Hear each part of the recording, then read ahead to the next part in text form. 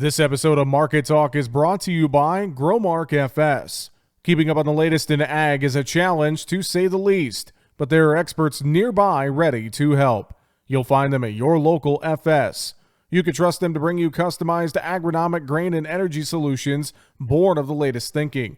That's because FS specialists receive continuous training that keeps them current on the latest trends, practices, and technologies. So you'll get local expertise that's both exceptional and up to date.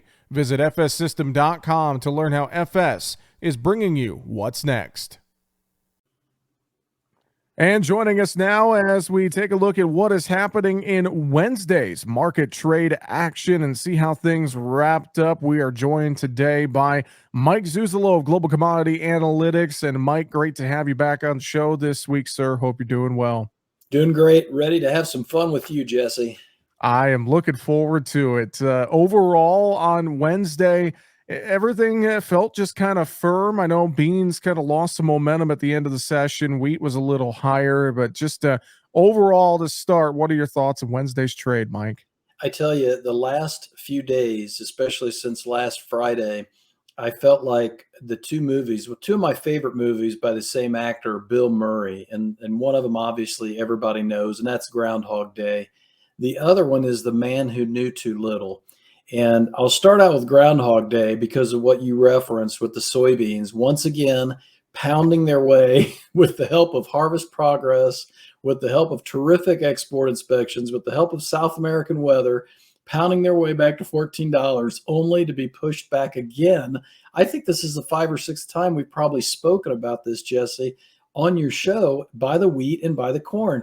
And what I think this is like Groundhog Day all over again. It really does go back to the wheat and what happened last weekend in China with their Communist Party meeting. The most important one probably of this century would be my guess, because the leader of China took the mantle of power in such a strong, vociferous, abrupt manner, an overt manner.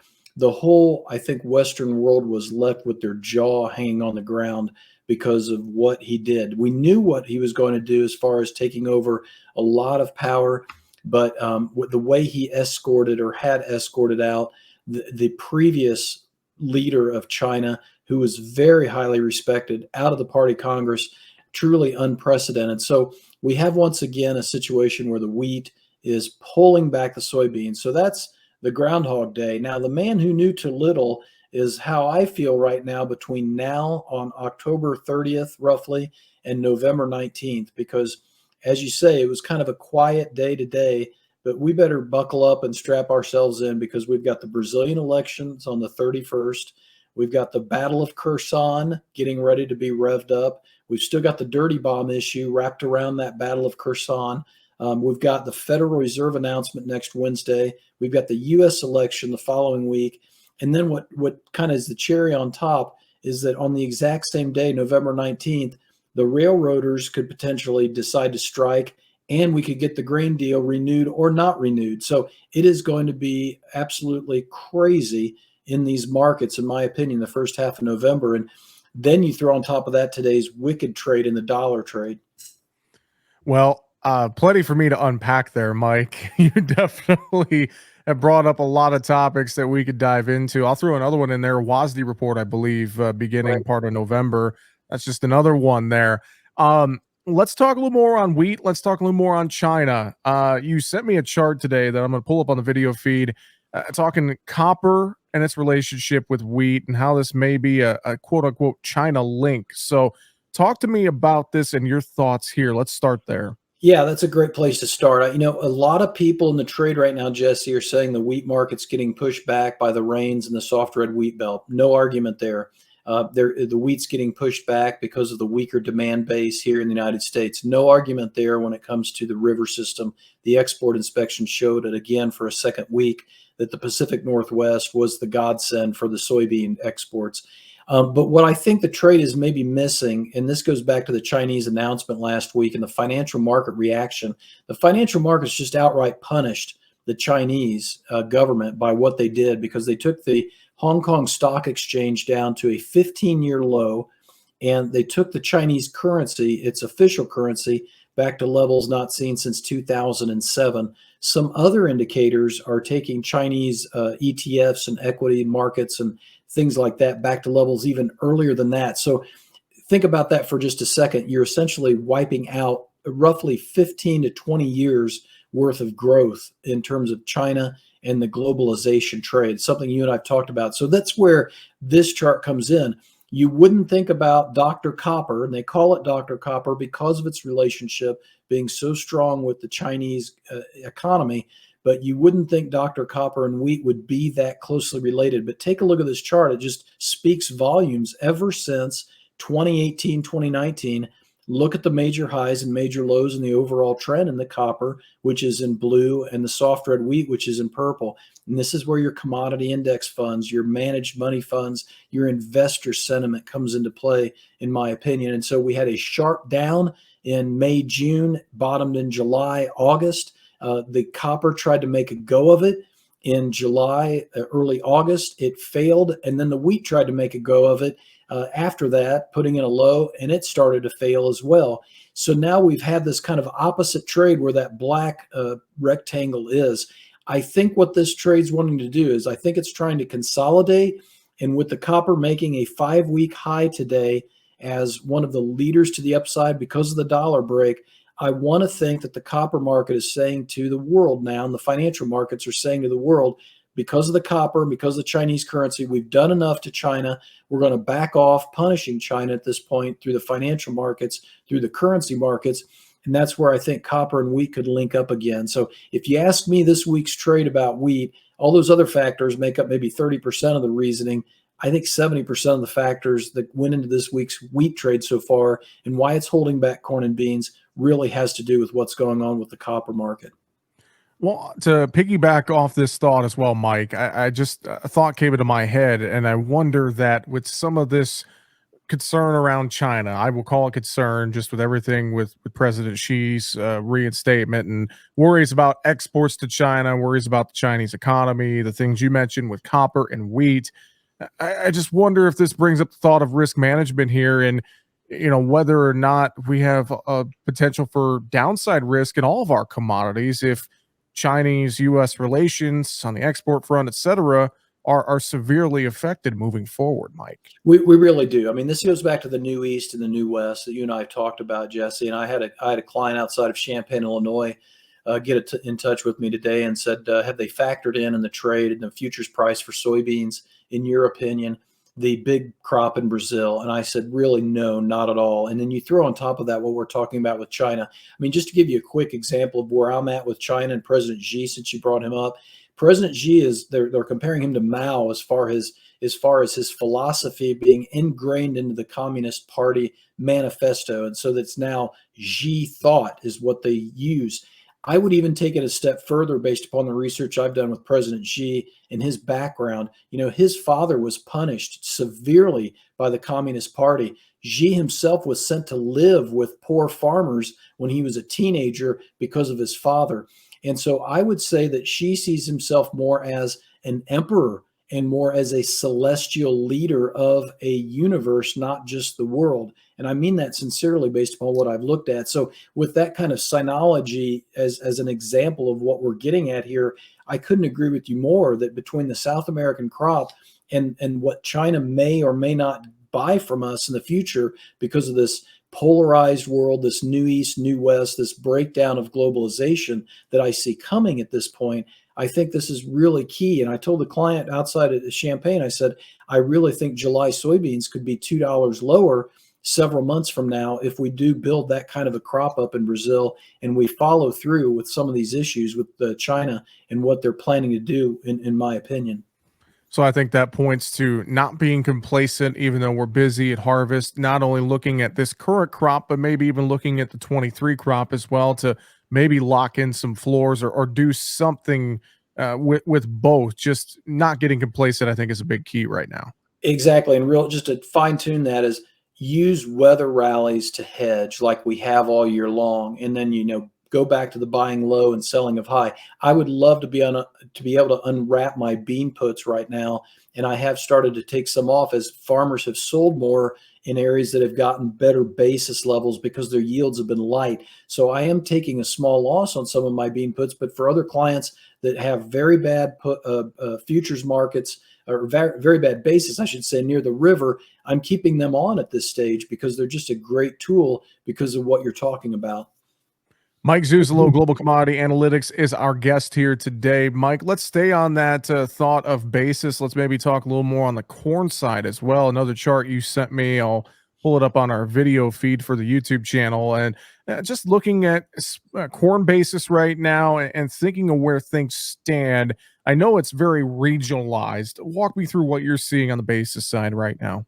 Yeah, excellent point. It is regionalized. And I would even say to you, Jesse, that you've got in the Western Corn Belt, the lack of the river negativity on prices and on the cash basis and the lighter yields. You're getting a bigger and bigger premium in the cash market versus futures. And it really struck me as I made this up for us today that Garden City, Kansas, the heart of the feedlot country in Kansas, we know the state of Kansas is probably pretty much out of corn by next month because of their poor harvest. We're shipping a bunch down there right now, but Garden City, Kansas right now is $1.45 over the spot corn futures. And then you go to the other extreme of Des Moines, Iowa, that's the white line. It's 56 under. And you can go to Owensboro, Kentucky. You can go to other areas that are even closer to the Ohio River or the Mississippi River and find basis even wider than that or weaker than that. But you're essentially dealing with two different corn belts because of the weather pattern in terms of the drought and the drought that also impacted the river system, but not necessarily yields. I just got off the phone a little bit ago with a very good long-time client that's south of, say, west of Mount Carmel, Illinois, a little bit near Mount Vernon, Illinois, kind of the southern central part of Illinois. He said his early corn was a record yield. You would have never guessed that back in July, early August, but they just got the right amount of rains right at the right time.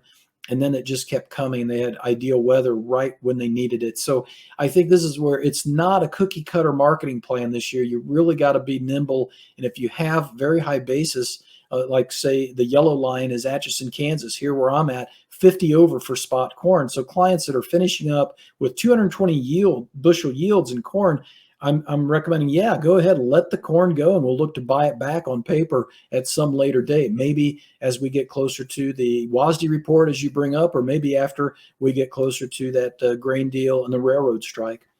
Well, and speaking of that railroad strike, I was going to bring that up next. That combined with the river level issues as well, Mike. If that were to happen, I just wonder what that could do to basis levels, both for corn and beans. Just with all the logistical challenges that we could see, there's so much that could be affected, exports, etc.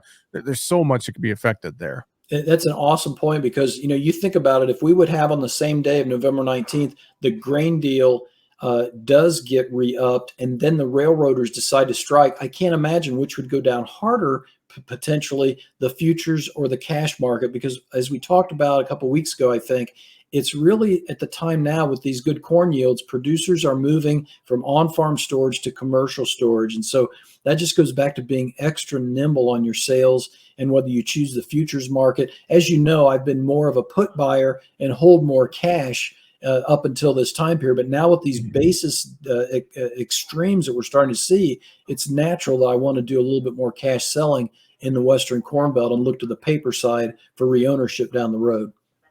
Mike, let's talk the livestock market. I think a good tie into cattle here. Some of those corn basis levels in the Western Belt and the feedlot belt way, way over. And, I think that speaks to some of the issues getting feed into the feedlots. But looking at cash trade this week, been relatively slow so far in the cattle market. But well supported, a fairly neutral cattle on feed report, I would say, last Friday. What are your thoughts with this cattle trade right now here midweek? Yeah, you notice as the October feeders go off on Friday versus the cash index at the Mercantile Exchange, and you notice as the October fat cattle, which expire on the 31st versus the fat cattle cash trade, the market's coming together. And so it's a very healthy market from a standpoint of the signals that it's sending us right now, Jesse. And I think that does go back to the cattle on feed report. The placements and the the placements and the on feed numbers, they maybe fed the bull a little bit, but to me, they just confirm that we're peaking in the supply, that 1.5% to 2% year-to-date production in beef ahead of last year. That's going to go away soon unless weights really start to skyrocket, which I don't see that with the price of corn and the drought in Kansas right now. But I think that's probably supporting the market. But what we really probably didn't do was feed the bull enough to offset the cold storage numbers. And so I think the futures market is coming back a little bit, drawing itself down a little bit off of its excitement from last week and the prior week, just because we saw the beef cold storage up 19% versus a year ago, and the pork numbers up about 14% from a year ago. We got plenty in storage as we go into the seasonals, those holiday seasonals. So I think the cattle market is very, very solid right now with cash leading. I still like those low to mid 150s for the deferred cattle to get some hedges in place, though. I was going to say maybe getting some hedges in places. I've heard some whispers from people thinking that this cattle trade could go to the 160s in the fats, but then again, I've also heard folks talking about maybe some downside risk here if some things break, maybe macro front, et cetera, Mike. Yeah, and this brings up a really good point about the puts again. I really like the cattle puts. They're not too expensive. They put in a good floor for you, in my opinion. And to your point about what would take us to 160, well, that same day we got the cold storage report, we got the poultry slaughter numbers, Jesse, and we know that this avian flu is serious, but we didn't know how serious it was in the trade, I don't think, until we saw that the turkey slaughter numbers are down 11% versus last year.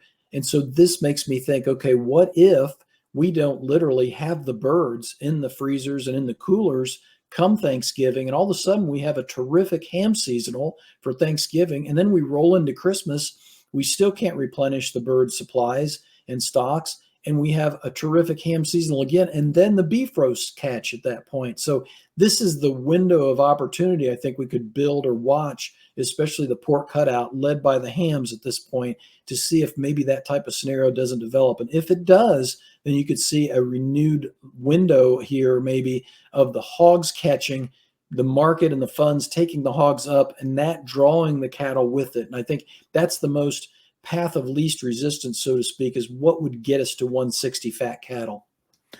On the hog side, our old friend, the hog market, it's been impressive lately. It feels like maybe it's been consolidating a little bit here, just the last couple of sessions, maybe taking a breather. Mike, what are your thoughts? Yeah, looking at the hog index, the CME cash hog index versus the futures, I really think the hogs are underpinned in the futures market compared to that cash index at this point. And so if the cash index would happen to not come up, then maybe the futures could pull back. But I'm inclined to think, because of the supply availability going into this seasonal, that the pork sector is going to do pretty good. And obviously the number one thing to watch when it comes to the trend and with the funds, for me anyway, is what we do on the weekly export sales, because I really do think the managed money funds look at the Chinese and look at the Mexicans, especially as far as what they're buying in terms of pork. And if they keep taking a large number, like 30 to 40,000 metric tons a week, I think that underpins this market. Mike, we covered a bunch today. We didn't even touch macros and energies really, but I will give you the floor. Final thoughts for us here before we run out of time today. Well, there's plenty to look at if you pick up a trial on globalcomresearch.com. We're hitting a major trend line in the US dollar. That 109.30 level is going to be an extremely important level after the Federal Reserve reports their data, and it gives us an update next Wednesday. So sign up for a trial now, and then track us the next week between now and when that Federal Reserve report comes out, and see if that doesn't help your commodity marketing. I hope it does. Well, on that dollar breaking, it just I guess I didn't bring it up as much because it didn't feel like it gave a whole lot of support to grains. Did crude oil on Wednesday, but not necessarily grains. But great stuff as always. And again, I know folks can go globalcomresearch.com. That is com with two M's, globalcomresearch.com. Mike Zuzolo, always a pleasure, sir. Thanks for the time and the great analysis, and we'll talk to you again next week. And I hope I'm not the man who knew too little in a couple weeks. I love it. Mike, thanks so much, sir. Thank you, Jesse. That's going to do it for Market Talk today. Find us online, markettalkag.com. I'm Jesse Allen. Have a great afternoon.